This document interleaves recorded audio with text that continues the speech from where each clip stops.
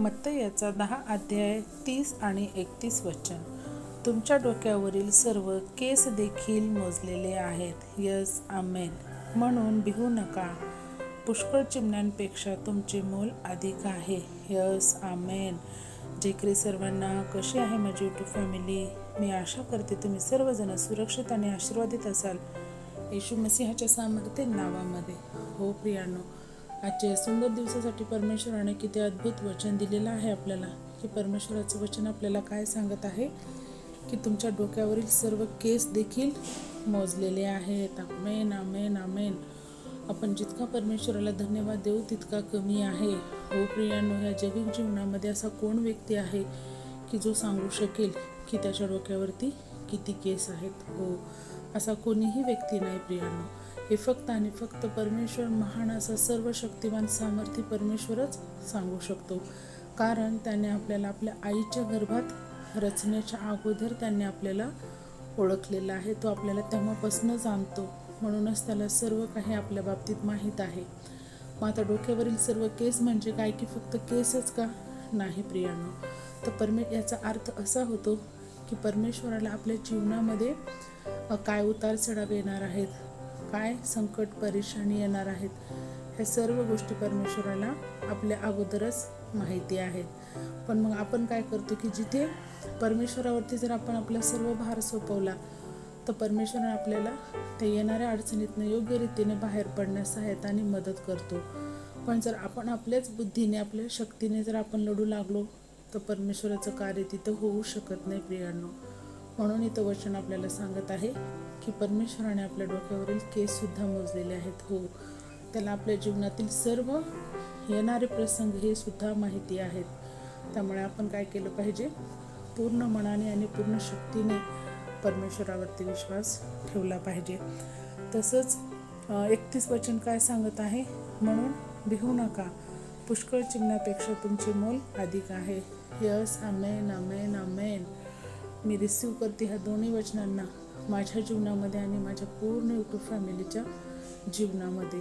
हो, येशू मसीहाच्या सामर्थ्य नावामध्ये मी वचन ग्रहण करते प्रियांनो.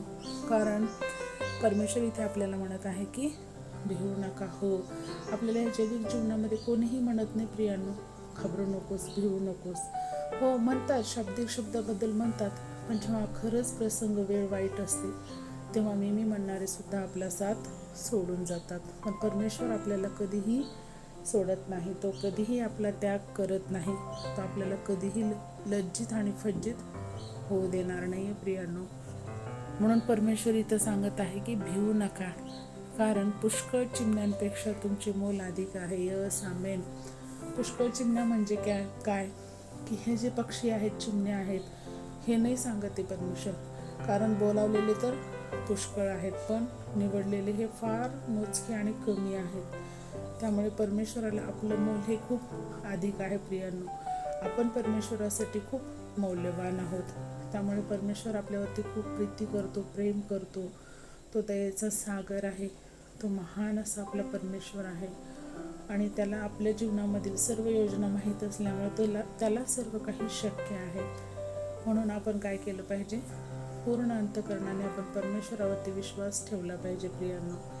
कारण त्यांनी आपल्याला त्याच्या हृदयाच्या जवळ ठेवलेलं आहे. परमेश्वराने आपल्याला त्यांचं मुलगा मुलगी होण्याचा अधिकार दिलेला आहे. हो प्रियांनो, आज आपली परिस्थिती कशीही असू द्या, वाईट असू द्या, बिकट असू द्या, कोणत्याही मोठ्या आजाराने, रोगाने त्रस्त असाल, फायनान्शियल इश्यूज असतील, कर्जबाजारीपणा असेल किंवा दुष्ट आत्म्याने बाधित असाल, पण परमेश्वराच्या वचनावरती चाला, वचन ग्रहण करा आणि वेळोवेळी त्या वचनावरती मनन आणि चिंतन करा आणि परमेश्वराच्या सामर्थ्यामध्ये वाढण्याचा प्रयत्न करा प्रियांनो.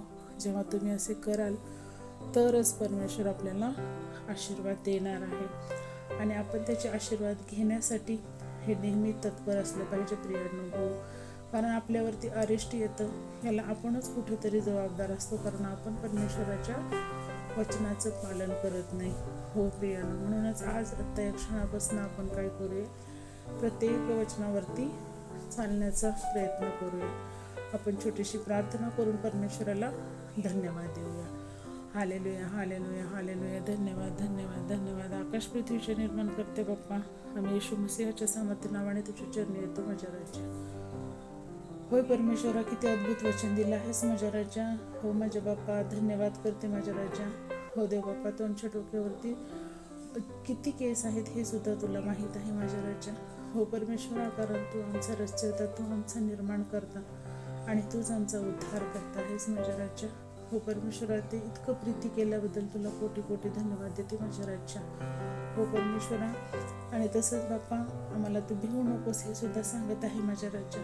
हो माझ्या बाप्पा, कारण तू जर आमचा जलाली बाप, आमचा शेरे बर जर आमच्यासोबत असेल तर आम्हाला भीती वाटण्याची काहीच गरज नाही आहे. आणि हो, आम्ही सर्व चिमण्यांपेक्षा आम्हाला तू श्रेष्ठ केलं आहेस, आमचं मोल तू अधिक ठेवलं आहेस माझ्या राजा.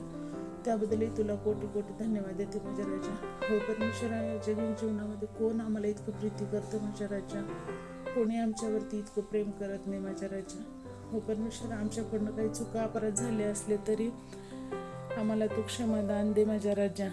हो माझ्या परमेश्वरा, आम्हाला तू शांती समाधानाने भरून काढ माझ्या परमेश्वरा. जे कोणी माझी बहीण भाऊ आज दुःखी असतील, कष्टी असतील, परेशानीमध्ये असतील माझ्या राजा, येशू मसीहाच्या नावामध्ये आजपासून त्यांची परिस्थिती बदलत आहे म्हणून मी घोषणा करते माझ्या बाप्पा. हो माझ्या राजा, त्यांचे सर्व ते आजारमुक्त होत आहेत म्हणून येशू मसीहाच्या सामर्थ्य नावाने घोषणा करते माझ्या राजा. हो परमेश्वरा, इथून पुढील वेळ का आम्हा सर्वांचं जीवन मी तुझ्या हाती सोपवते माझ्या राजा. ही छोटीशी प्रार्थना धन्यता आणणाऱ्या प्रभू येशू ख्रिस्ताच्या प्रिय आणि गोड नावात केली म्हणून ऐका पित्या.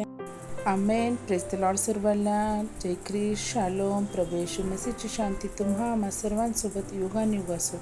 प्रभू येशूच्या दुसऱ्या आगमनापर्यंत परत भेटूया अशाच एका अद्भुत वचनासोबत. तोपर्यंत सर्वांना जय ख्रिस्त. Praise the Lord. Shalom. God bless you all and thank you so much.